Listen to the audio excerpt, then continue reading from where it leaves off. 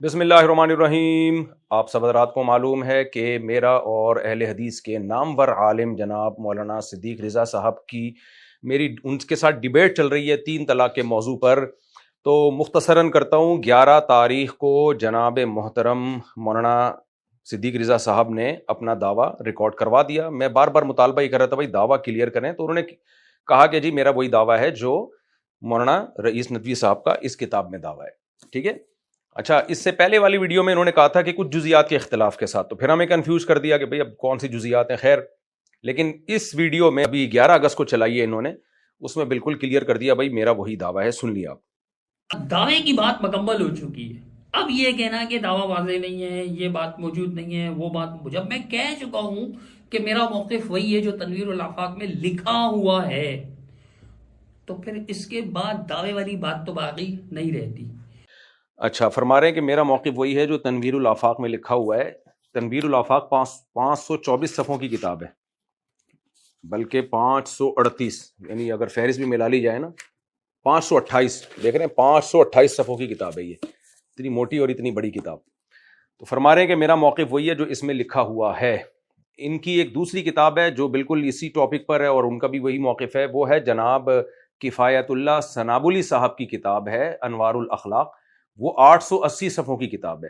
اب مجھے ایک بات بتائیے کہ کوئی شخص کہتا ہے کہ میرا دعویٰ وہی ہے جو اس کتاب میں لکھا ہوا ہے، تو یہ کتاب صرف دعوے پہ تھوڑی لکھی ہوئی ہے، اس میں تو 20 چیزیں ہیں۔ آپ صفحہ نمبر بتا دیتے کہ یہاں لکھا ہوا ہے، فلاں فلاں جگہ لکھا ہوا ہے، بکھرے ہوا ہے وہ دعویٰ۔ تو یہ تو آپ کا کام تھا جناب صدیق رضا صاحب۔ خیر، میں نے اس دعوے کو لکھ لیا ہے تاکہ اب لکھی ہوئی بات پہ ہماری بات چیت چلے۔ میرا دعویٰ کیا ہے میں پڑھ کے سنا دیتا ہوں تاکہ ہم اب ڈیبیٹ کی طرف جائیں۔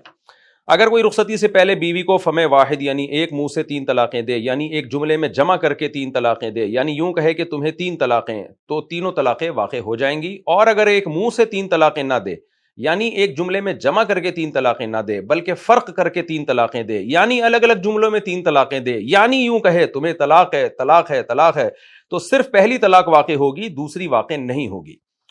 اور اگر رخصتی کے بعد بیوی کو 3 طلاقیں دے تو خواہ ایک منہ سے دے یا الگ الگ جملوں سے دے، تینوں طلاقیں واقع ہو جائیں گی۔ یہ میں آپ کے ساتھ شیئر بھی کر رہا ہوں، یہ میرا دعویٰ ہو گیا کلیئر۔ اب ہم چلتے ہیں اہل حدیث حضرات کے دعوے کی طرف۔ آپ ذرا صدیق رضا صاحب کا یہ دوبارہ سن لیں۔ جی، جب میں 5 اگست 2026 کے بیان میں عرض کر چکا ہوں کہ طلاق کے مسئلے پر میرا بھی وہی موقف ہے جو علامہ رئیس ندوی رحمہ اللہ تنویر الآفاق میں بیان کر چکے ہیں، اور اس میں مجلس، عدت، حیض، طلاق، طہر وغیرہ کی تفصیلات آ چکی ہیں، دلائل بھی ہیں، جب ساتھ بیٹھیں گے تو دلائل پر بات ہوگی۔ تو پھر اب طارق مسعود کا اپنے الفاظ میں خلاصہ بیان کرنا تو ظاہر سی بات ہے، یہ تو وہ بھی مانتے ہیں کہ میں ان کے الفاظ کا پابند نہیں، وہ میرے الفاظ کے پابند نہیں۔ سب مانتے ہیں کہ آپ میرے الفاظ کے پابند نہیں، میں آپ کے الفاظ کا پابند نہیں، لیکن کسی الفاظ کے تو ہم پابند ہوں گے نا۔ تو آپ پھر اپنے الفاظ میں بیان کر دیتے نا تو یہ اتنا مسئلہ ہی نہ ہوتا، اتنی تاخیر ہی نہ ہوتی۔ تو اب میں اپنے الفاظ میں اس کو ریٹن فارم میں لکھ کے لایا ہوں، جیسے میں نے اپنا دعویٰ ریٹن میں لکھ لیا، تو اب آپ کا دعویٰ کیا ہے وہ بھی میں ریٹن میں لکھ کے لایا ہوں۔ 880 صفحوں کی کتاب سنابلی صاحب کی اور 528 صفحوں کی کتاب تنویر الآفاق، اس سے میں نے خلاصہ نکالا۔ جناب صدیق رضا صاحب، آپ یہ کہہ رہے ہیں کہ حیض، نفاس، مجلس کی سب باتیں اس میں لکھی ہوئی ہیں، تو اب میں نے اس کو ریٹن فارم میں لے آیا ہوں۔ لکھی ہوئی کا حاصل کیا ہے، اور اس سے اب الحمدللہ ریٹن فارم میں لوگوں کے سامنے یہ بات آ جائے گی کہ اہل حدیث کا اصل دعویٰ کیا ہے، اور ہماری اب اس دعوے پہ ڈیبیٹ ہوگی۔ لیکن الحمدللہ اچھی بات یہ ہے کہ اب اس دفعہ صدیق رضا صاحب نے کلیئر کر دیا کہ میرا وہی دعویٰ ہے جو مولانا رئیس ندوی صاحب نے لکھا ہوا ہے پوری کتاب میں۔ اب پوری کتاب سے میں اخذ کر کے لے آیا ہوں آپ کے سامنے، اور جناب یہ بھی کہہ رہے ہیں کہ مفتی صاحب میں آپ کے الفاظ کا محتاج نہیں ہوں، بہت اچھی بات کی آپ نے۔ تو یہ میرے الفاظ ہیں جو میں اب آپ کے سامنے پڑھ کے سناؤں گا، آپ ان کو اپنے الفاظ میں کنورٹ کر دیں کسی سافٹ ویئر کے ذریعے یا اپنے کاتب سے لکھوا لیں، تو آپ کی مرضی ہے۔ میں ریفرنسز کے ساتھ اب آپ کو ان کا پورا دعویٰ منقع کر کے ایک ایک لفظ کلیئر کر کے آپ کے سامنے پیش کر رہا ہوں تاکہ ہماری ڈیبیٹ اب شروع ہو سکے۔ بسم اللہ الرحمن الرحیم۔ اہل حدیث حضرات کا دعویٰ، یہ میں پیج آپ کے ساتھ شیئر بھی کر دوں گا۔ یہ جتنے پیجز ہیں، یہ 5 پیجز ہیں جن پر ان کا دعویٰ کمپلیٹ ہوا ہے، اور یہ میرا قصور نہیں ہے، دعویٰ ہی اتنا لمبا ہے تو بھائی میں کیا کر سکتا ہوں، دعویٰ ہے ہی اتنا لمبا، میں نے تو بہت مختصر کر کے اس کو سمرائز کیا ہے۔ اور اگر اس دعوے کو آپ غلط کہتے ہیں کہ نہیں یہ ہمارا دعویٰ نہیں ہے، صدیق رضا دیکھیں دلائل کی بحث تو بعد میں ہوگی، جب میں آپ کے پاس بیٹھوں گا کہ یہ دعویٰ درست ہے یا غلط ہے. ابھی تو صرف دعوے کو کلیئر کیا جا رہا ہے کہ اہل حدیث کیا کہتے ہیں, 3 طلاقیں واقع کب ہوتی ہیں. تو یہ میں نے خلاصہ نکالا ہے. بسم اللہ الرحمن الرحیم. 3 طلاقیں کیسے واقع ہوتی ہیں, اس سے متعلق مسلک اہل حدیث کا دعویٰ. پہلی طلاق کے واقع ہونے کی 3 شرطیں ہیں. پہلی شرط, بیوی حیض اور نفاس کی حالت میں نہ ہو. یہ آپ کے سامنے میں نے پیج شیئر کر دیا ہے. یعنی حالت حیض تقریباً 6 سے 7 دن اور نفاس تقریباً 40 دن میں جتنی بھی طلاقیں دی جائیں ایک بھی واقع نہیں ہوگی, چاہے ایک مجلس میں دی جائیں یا الگ الگ مجلسوں میں, ایک بھی واقع نہیں ہوگی. پہلی طلاق کے واقع ہونے کی دوسری شرط, جس طہر میں طلاق دے رہا ہے اس سے پہلے والے ایام حیض میں طلاق نہ دی ہو. پیج آپ کے سامنے میں نے شیئر کر دیا ہے. یعنی پہلی طلاق اگر حالت حیض میں دی تو وہ طلاق تو کالعدم ہوگی جیسا کہ پہلی شرط میں گزرا, لیکن اب اس طلاق کی وجہ سے اس حیض کے بعد والے طہر میں دی جانے والی طلاقیں بھی کالعدم ہوں گی. یعنی کسی نے بیوی کو حالت حیض میں طلاق دے دی تو اس حیض کے بعد والے پورے طہر تقریباً 1 ماہ میں وہ جتنی بھی طلاقیں دے گا ایک بھی واقع نہیں ہوگی, چاہے ایک مجلس میں دے یا الگ الگ مجلس میں دے. پہلی والی بھی گئی جو حیض میں دی تھی, اور اس کے بعد پورے طہر میں سب کالعدم ہوں گی. یہ پہلی طلاق کے واقع ہونے کی شرطیں بیان ہو رہی ہیں. تیسری شرط پہلی طلاق کے واقع ہونے کی, پاکی کے ان ایام میں یہ طلاق دی جائے جس میں ہم بستری نہ کی ہو. پیج کا صفحہ میں نے آپ کے ساتھ شیئر کر دیا ہے. یعنی پاکی کے وہ ایام جس سے پہلے والے حیض کے ایام میں بیوی کو طلاق نہ دی ہو, ان پاکی کے ایام میں اگر ہم بستری کر لی تو ہم بستری کے بعد ان پاکی کے پورے ایام میں یعنی تقریباً 1 ماہ میں جتنی بھی طلاقیں دے گا ایک بھی واقع نہیں ہوگی, چاہے ایک مجلس میں دے یا الگ الگ مجلسوں میں دے, بشرطے کہ اس ہم بستری سے حمل نہ ٹھہرا ہو. اگر حمل ٹھہر گیا اور پھر طلاق دی تو پھر طلاق واقع ہو جائے گی. صفحہ آپ کے ساتھ شیئر کیا ہوا میں نے. پہلی طلاق کے واقع ہونے کی ان 3 شرطوں کو مختصراً یوں بیان کیا جا سکتا ہے. پہلی طلاق اس طہر میں واقع ہوتی ہے جس سے پہلے ایام حیض میں طلاق نہ دی ہو, نیز اس طہر میں ایسی ہم بستری نہ کی ہو جس ہم بستری سے حمل ٹھہر جائے. اگر ان شرطوں میں سے ایک بھی شرط نہیں پائی گئی تو پورے مہینے جتنی مرضی طلاقیں دیتا پھرے گا ایک بھی واقع نہیں ہوگی, چاہے ایک مجلس میں دے یا الگ الگ مجلسوں میں دے. یہ تو تھی پہلی طلاق کے واقع ہونے کی 3 شرطیں. اب ہم چلتے ہیں دوسری طلاق کے واقع ہونے کی 7 شرطیں ہیں.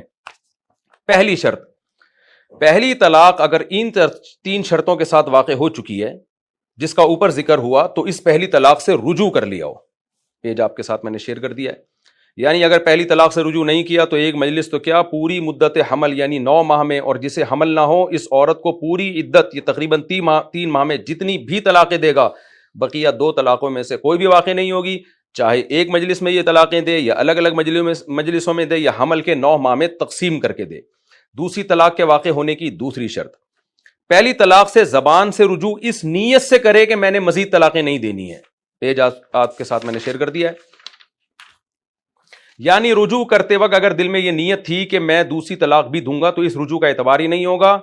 لہذا اس طرح کے رجوع کے بعد اگر وہ دوسری تیسری طلاق بھی بیوی کو دے دے گا وہ سب کالعدم ہوں گی, چاہے یہ دوسری تیسری طلاق ایک مجلس میں دے, الگ الگ مجلسوں میں دے, 3 ماہ میں دے یا حمل کے 9 ماہ کی مدت میں تقسیم کر کے دے, سب کالعدم.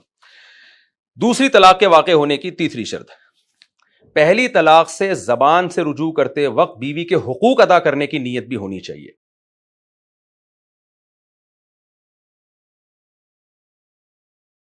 یعنی پہلی طلاق سے رجوع تو کر لیا اور رجوع کرنے میں مزید طلاقیں دینے کی نیت بھی نہیں تھی, لیکن رجوع کرتے وقت بیوی کے حقوق ادا کرنے کی نیت نہیں تھی. یعنی یہ نیت تھی کہ اس کے بنیادی حقوق ادا نہیں کروں گا تو یہ رجوع بھی کالعدم سمجھا جائے گا. لہذا ایسے رجوع کے بعد اگر وہ دوسری اور تیسری طلاق دے گا تو واقع نہیں ہوگی, چاہے ایک مجلس میں دے, الگ الگ مجلسوں میں دے, 3 میں دے یا حمل کی 9 ماہ کی مدت میں تقسیم کر کے دے. دوسری طلاق کے واقع ہونے کی چوتھی شرط, پہلی طلاق سے رجوع اگر ہم بستری کے ذریعے کیا ہے تو ہم بستری کے ذریعے رجوع اچھی نیت سے ہو, نیز اس ہم بستری سے حمل بھی ٹھہرے. اہل علم کو معلوم ہے کہ طلاق سے رجوع 2 طرح سے ہوتا ہے, زبان سے اور عمل سے. زبان سے رجوع تو یہ کہ زبان سے کہہ دے میں نے رجوع کیا, عمل سے رجوع کا مطلب زوجہ سے ہم بستری کر لے. پہلی طلاق کے بعد شوہر نے رجوع اگر زبان سے نہ کیا ہو بلکہ عمل سے رجوع کیا یعنی بیوی سے ہم بستری کر لی تو ہم بستری کے ذریعے بے شک اچھی نیت سے ہی رجوع کیوں نہ کیا ہو, لیکن پھر بھی اس ماں وہ دوسری اور تیسری طلاق نہیں دے سکتا, چاہے ایک مجلس میں دے یا الگ الگ مجلسوں میں دے یا حمل کی پوری 9 ماہ کی مدت میں دے. اچھی نیت کا مطلب کیا ہے؟ اچھی نیت کا مطلب یہ ہے کہ بھائی اس رجوع کے بعد نہ تو بیوی کو مزید طلاقیں دینے کا ارادہ ہو اور نہ ہی آئندہ اس کے بنیادی حقوق میں کوتاہی کا ارادہ ہو. اچھا بھائی, کیوں؟ یہاں پہلی طلاق سے شرعی رجوع تو پایا گیا کیونکہ نیت اچھی تھی اس کی. مگر پہلی طلاق سے اس طرح سے رجوع کے باوجود دوسری طلاق پھر بھی واقع نہیں کر سکتا، کیونکہ جس طہر میں ہم بستری کر لی جائے اس طہر میں مرد کے پاس طلاق کا اختیار ہی نہیں ہوتا۔ ہاں اگر عورت حمل سے نہیں تھی اور اچھی نیت سے کی ہوئی اس ہم بستری کی وجہ سے حمل ٹھہر گیا تو پھر دوسری طلاق دے سکتا ہے۔ ریفرنس۔ اس دوسری شرط کا آسان خلاصہ کیا یہ بتا دیتا ہوں۔ پہلی طلاق سے رجوع اگر ہم بستری کے ذریعے کیا تو ہم بستری اچھی نیت سے ہو، نیز اس ہم بستری سے حمل بھی ٹھہرے، پھر دوسری طلاق واقع ہوگی، ورنہ ایک مجلس تو کیا پورے مہینے جتنی مرضی طلاقیں دیتا پھرے گا، مزید کوئی طلاق واقع نہیں ہوگی۔ دوسری طلاق کے واقع ہونے کی پانچویں، چھٹی اور ساتویں شرط۔ دوسری طلاق کے واقع ہونے کی پانچویں، چھٹی اور ساتویں شرط وہی ہے جو پہلی طلاق کے واقع ہونے کی پہلی، دوسری اور تیسری شرط ہے، یعنی حیض و نفاس کی حالت نہ ہو، اگلے طہر میں دوسری طلاق دے رہا ہے تو ضروری ہے کہ ہم بستری نہ کی ہو، اور اگر ہم بستری کر لی تو ضروری ہے کہ اس ہم بستری سے حمل ٹھہر گیا ہو، نیز اس طہر سے پہلے جو حیض کے ایام آئے تھے ان ایام میں پہلی یا دوسری طلاق نہ دی ہو، اگر اس سے پہلے حیض کے ایام میں پہلی یا دوسری طلاق دی تو اب اگلے پورے طہر یعنی ایک ماہ تک طلاق دینے کا اختیار ختم ہو گیا، لہذا اس طہر میں یہ اگر دوسری طلاق دیتا ہے بلکہ جتنی مرضی طلاقیں دیتا ہے واقع نہیں ہوں گی، چاہے ایک مجلس میں دے یا الگ الگ مجلسوں میں دے۔ تیسری طلاق کے واقع ہونے کی بھی 7 شرطیں، وہ تمام 7 شرطیں جو دوسری طلاق کے واقع ہونے کی ہیں وہ تمام کی تمام 7 شرطیں تیسری طلاق کے واقع ہونے کی بھی ہیں، یعنی خلاصہ اس کا کیا ہے؟ بیوی حیض و نفاس کی حالت میں نہ ہو، ٹھیک ہے، جس طہر میں تیسری طلاق دے رہا ہے اس سے پہلے والے ایام حیض میں تیسری طلاق نہ دی ہو، اگر یہ غلطی سے سرزد ہو گئی تو اب اس پورے ماہ تیسری طلاق نہیں دے سکتا، دے گا تو وہ تیسری طلاق کالعدم ہوگی۔ دوسری طلاق کے واقع ہونے کے بعد اچھی نیت سے اس دوسری طلاق سے زبان سے رجوع بھی کر لیا ہو، اگر زبان سے رجوع نہ کیا بلکہ زوجہ کے ساتھ ہم بستری کے ذریعے رجوع کیا تو ہم بستری کے ذریعے یہ رجوع اچھی نیت سے ہونا بھی ضروری ہے، اور یہ بھی ضروری ہے کہ اس ہم بستری سے حمل بھی ٹھہر گیا ہو۔ یہ جناب میں نے آپ کے سامنے اہل حدیث حضرات کا دعویٰ رکھ دیا ہے، اس سے زیادہ مختصر مجھ سے نہیں ہو سکتا تھا۔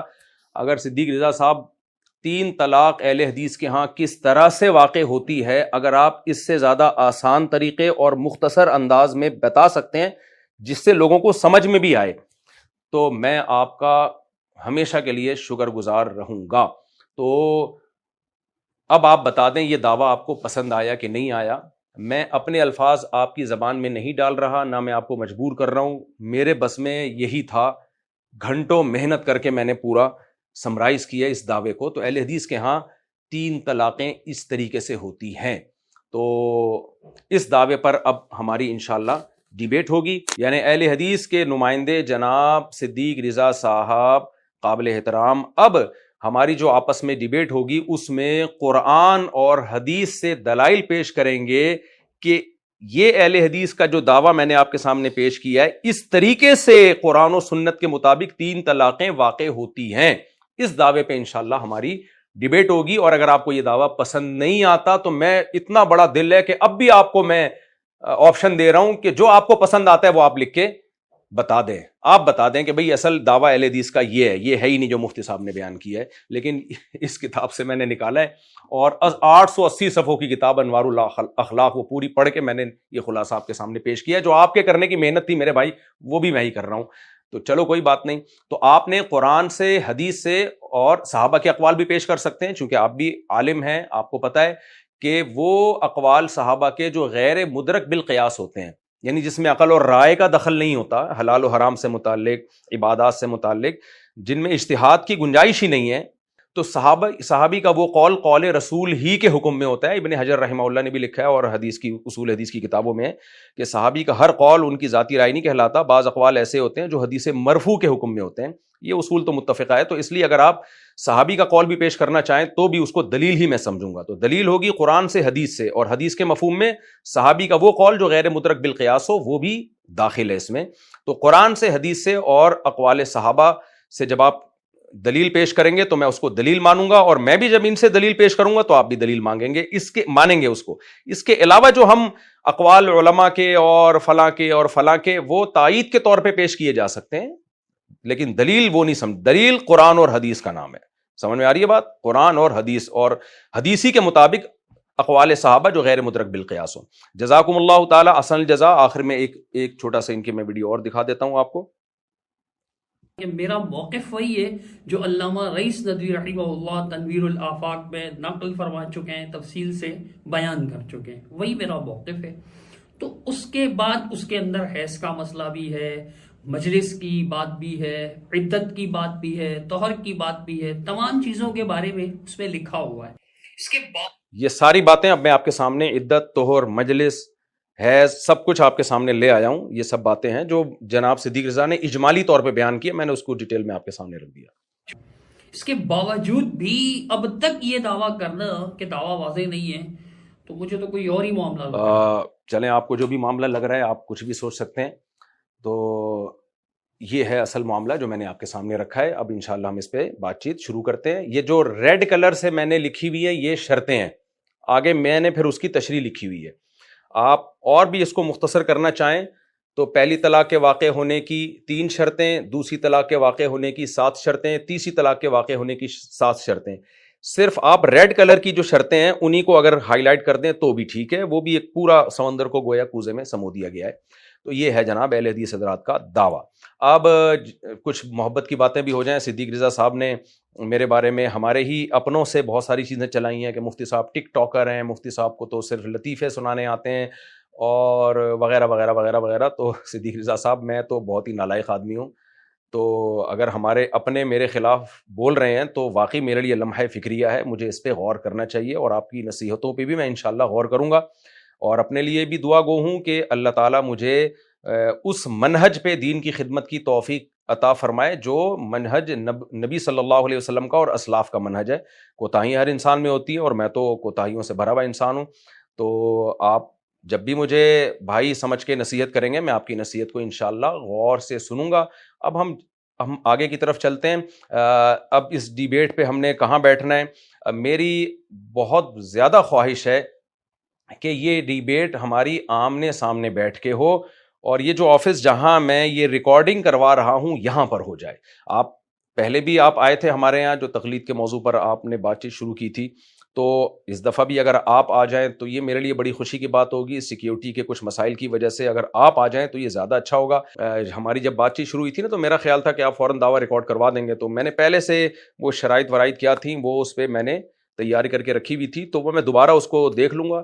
تو میری خواہش بہرحال یہی ہے کہ یہ ڈیبیٹ یہاں پر ہو تو اس میں ہم ذرا کمفرٹیبل ہوں گے سیکیورٹی کے مسائل کی وجہ سے. آپ کو پتہ ہے میں تھوڑا سا مشہور آدمی ہوں، جہاں بھی جاتا ہوں رش وش لگنے کا خطرہ ہوتا ہے، ادھر مچنے کا خطرہ ہوتا ہے. یہاں ہمارے گارڈ بھی ہیں، تو یہ پہلی میری خواہش ہوگی.